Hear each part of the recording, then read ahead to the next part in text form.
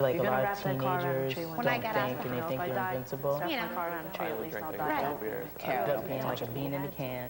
When you're so young, you take it for granted that you have so much ahead of you. The idea of like death looming around is like just, it's not like a part of your life.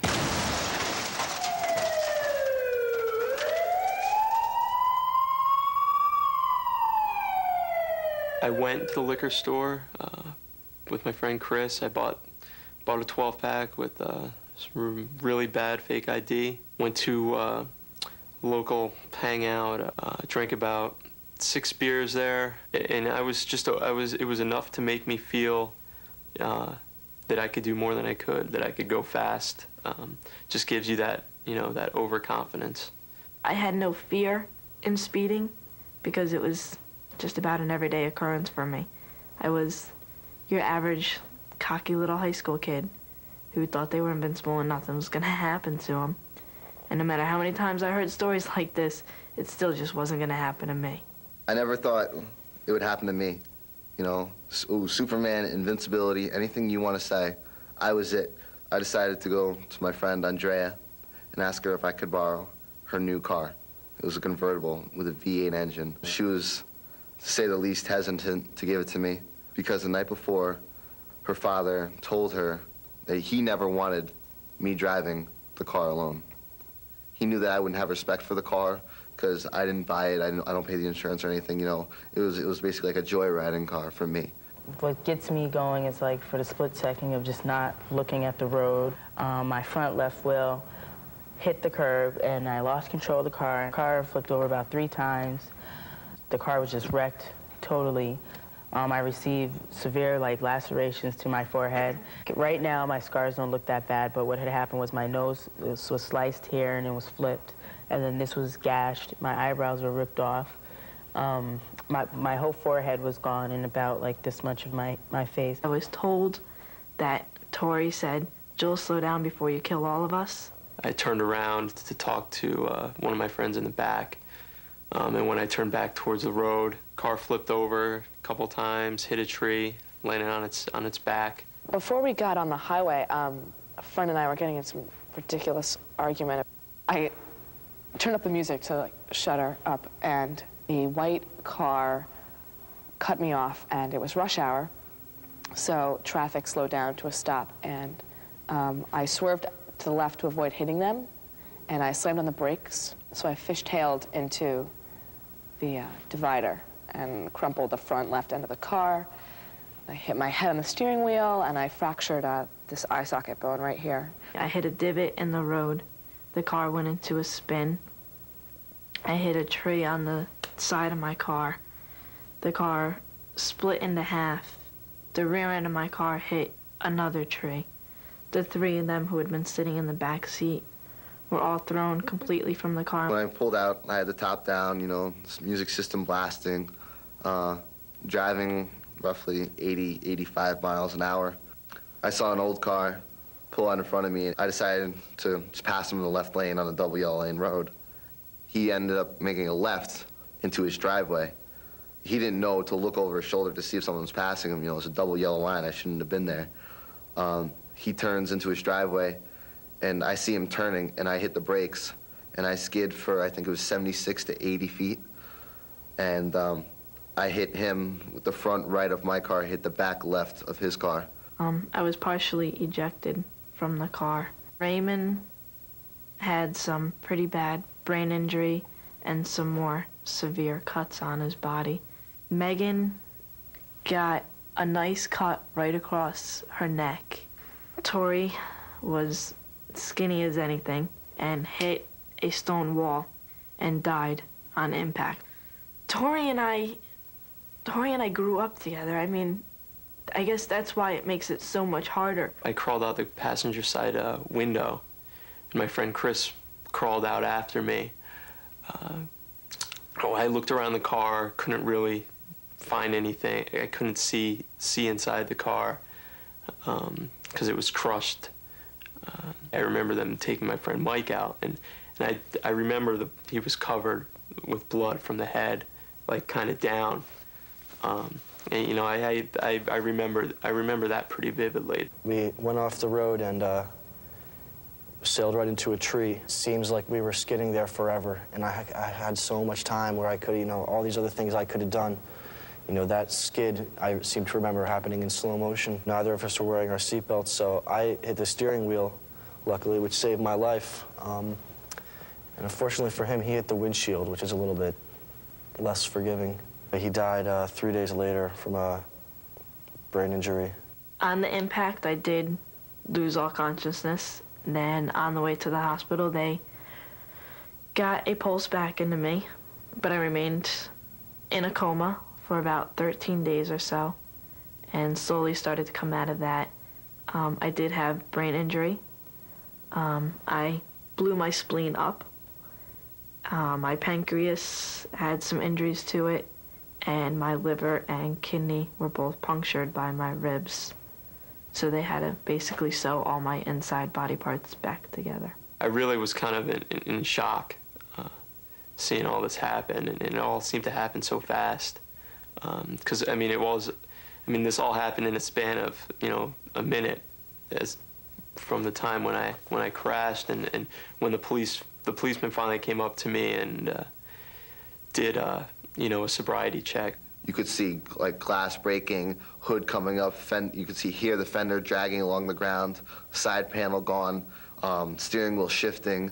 On his car, he had a huge dent. You could see the tire was bent in on the back. The door was totally pushed in. It only took a second to hit him. It felt like an eternity. I was wearing a seatbelt. It saved my life. None of us had our seatbelts on at the time. It was a high school thing and teenage thing. You don't need one. You're too cool. I was real close with both guys.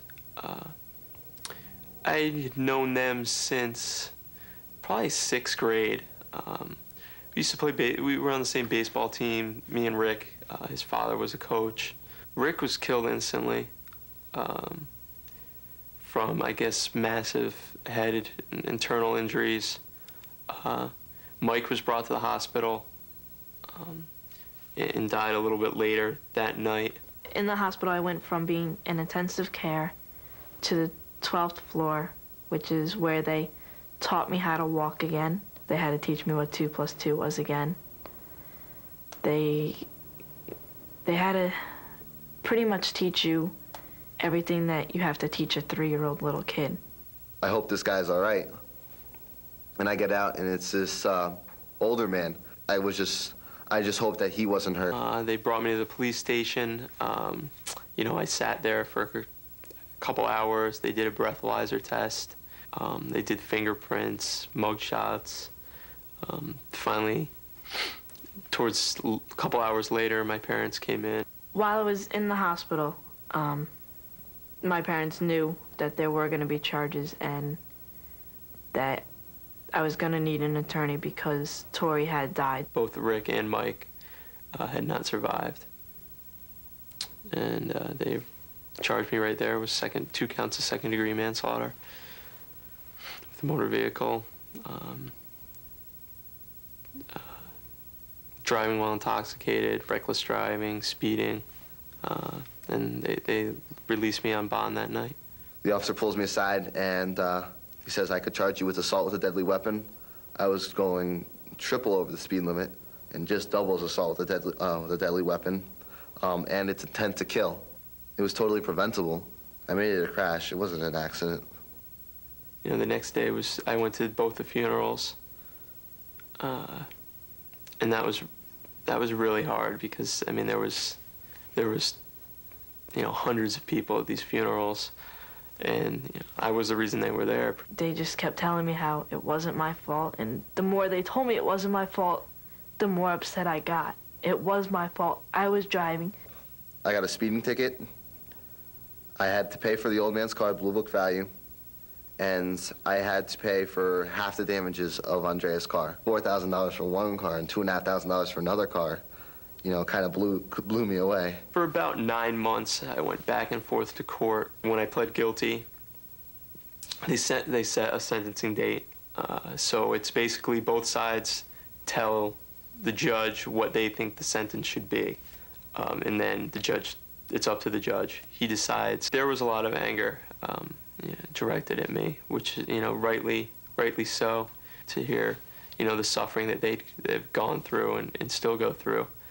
And eventually, at the end, I was allowed to speak. I kept breaking up, and it was just hard to say it clearly, and it was, I was just apologizing to the families and to everybody. I told Andrea, like, originally, oh, it's not that big a deal, and kind of tried to downplay it for her because she just hysterically started crying as soon as I told her we're not friends anymore. It wasn't worth it. Everyone in school made fun of me because everyone knew what happened. I lost my bank account. I lost my parents' trust. I lost one of my best friends. My sentence was 10 years of jail time suspended after 4 years. This means that it's a 10-year jail sentence, but you only have to serve 4 of it. If you violate your probation, the judge can impose the remaining 6 years of the sentence. For Tori's death, I was charged with misconduct with the motor vehicle, and for Raymond and Megan's injuries, I was charged with assault with the motor vehicle.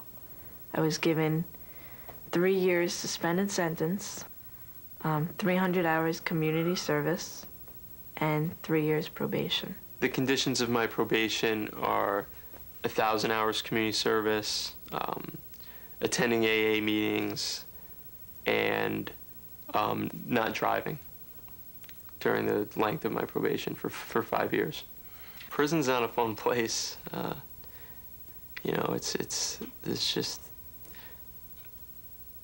I don't know. It's just not the place you want to be at. That's pretty much all I can say about it. It'll always be on my record that I'm a convicted felon. That's not something that's ever going to go away. I also have a Class D felony on my record because of Tori's death. When I go for a job interview and on that application it says, have you ever been convicted of a felon, yes or no? If yes, please explain. I've got to check off that yes. This could happen to anybody. It happened so fast. And I hadn't had a ton to drink. I had enough to just make me overconfident. So, it can happen real easy. I hate telling this story. I hate telling what I did, telling what happened. But if I could save one kid's life, then it's worth it.